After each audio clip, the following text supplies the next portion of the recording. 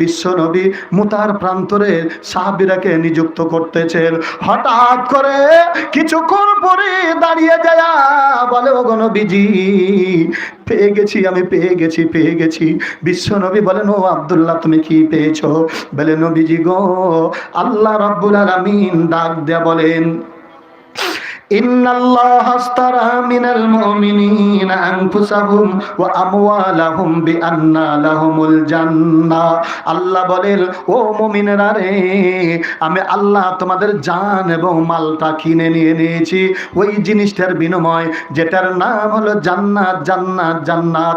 আল্লাহ বলেন, মুমিনদের জান মাল আমি আমার জান্নাতের বিনিময়ে কিনে নিয়েছি।